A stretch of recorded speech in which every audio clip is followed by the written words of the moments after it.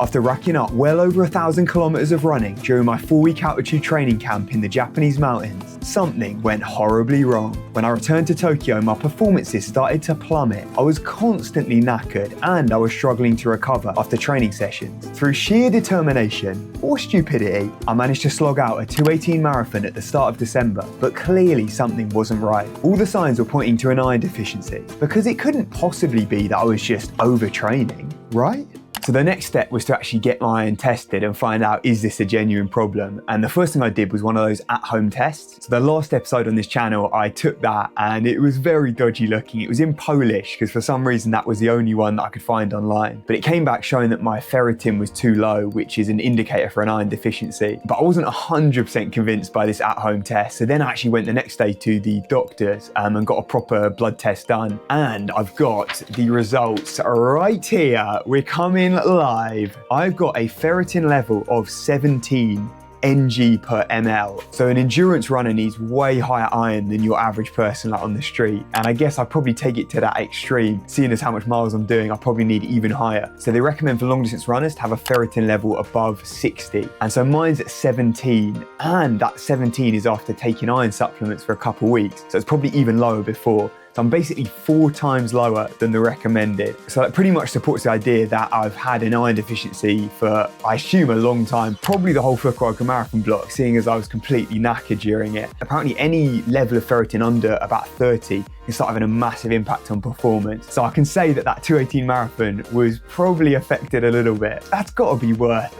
like a 2:08 at least without the iron deficiency. I can basically call myself a sub 2:10 man already. Now I was wondering what actually caused the iron deficiency. So I did a bit of research online, looking at some of the possible causes, and it actually makes a lot of sense. I was basically ticking every single box that would put me in the danger zone. So I can kind of see how this could have come about. Now I am by no means an expert on this field. This is just a very quick Google search, so it's all coming from here. But what I found is that endurance runners need more iron because basically we're producing more red blood cells. So it makes sense, you need the iron to support that. But they need even more when they go to altitude. And it was interesting, so the timing of the fatigue, I started feeling knackered around mid-September, like just when I came back from altitude. So I reckon that fatigue had probably been building up when I was in the mountains in Nagano. And that was a whole month at altitude, like over 1,500 meters up. And so when you're at altitude, you're producing even more red blood cells. And I was probably getting less iron than normal. So I was eating a diet that was fully cooked by the house. So absolute legends, this family I was living with, and they were doing all the cooking. So all the meals were fully prepared. So I probably changed my diet a little bit then. Like you're not getting these massive steaks like in America or like the burgers in, that kind of thing. But it means that I reckon you're getting way less iron in. So the combo of diet, altitude, and then running so much, because I also increased the volume. So it was when I got up to 280K a week. So that's a triple threat, lethal combo. Then you time that with coming back to Tokyo when the summer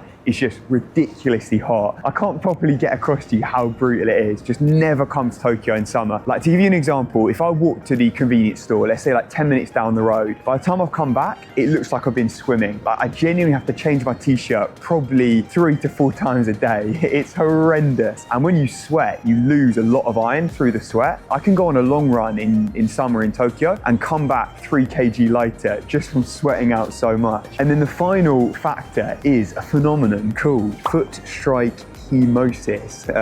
Never heard of that one before, but it's the impact of the foot striking the ground, breaking red blood cells and releasing iron. Very nerdy stuff here. I like to say train harder, not smarter, and I'm worried we're going too much down the scientific route here, so we've got to get back to the raw shit. But this was just something that kept popping up online, so I thought I'd mention it. And I guess when I'm putting in 30 to 40,000 steps every day from running, absolutely pounding those pavements, then I can see why there's a lot of foot damage and a lot of red blood cells being destroyed, which has caused me to lose a lot of iron. So pretty much those factors combined, I reckon, is where it's come from and why over that whole 3-month Fukuoka marathon block, I have been deep in the well.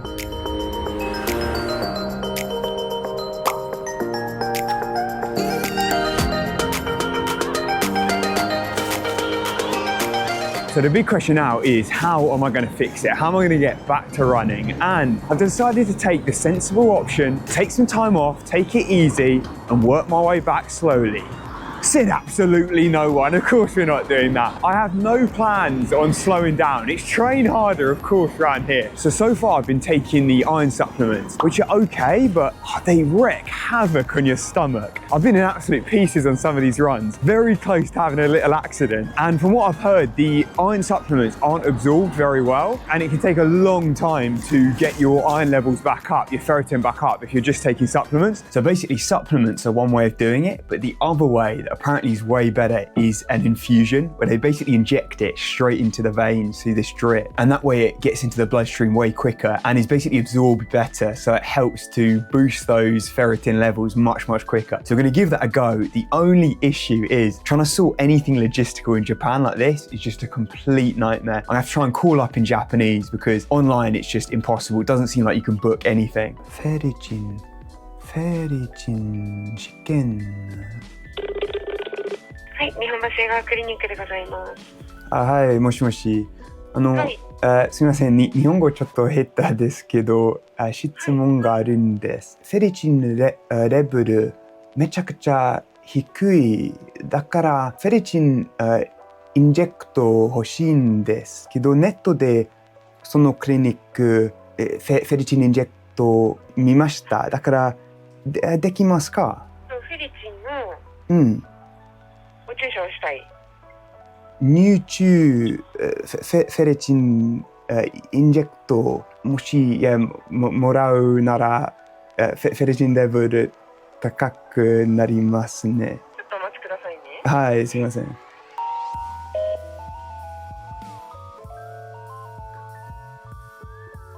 This is like the third one I've tried already. No luck so far. Until they're probably scrambling at the clinic, absolute panic that they've got this strange foreigner on the phone, calling for backup everywhere. So we need urgently an English speaker. もしもし、hello. Hello. What's up? 英語大丈夫ですか？はい。ありがとうございます。we will open from 3 o'clock afternoon. Okay. So I will waiting for you. Oh, fantastic. Thank you very much. Your English is very good. Thank you. Thank you so much. Hi, bye-bye. Bye-bye. Thank you.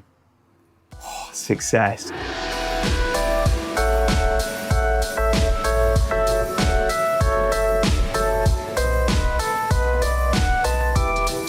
So I secured my appointment, I'm heading over now, but from doing a little research online, it sounds like it's quite hard to actually get an IV drip for iron in Japan. So I've got to try and convince this doctor somehow that I desperately need it. I'm a severe case. I think I'll put out the sob story that I'm a pro athlete living in Japan. My whole income relies on performance and I'm in desperate need. Tokyo Marathon approaching.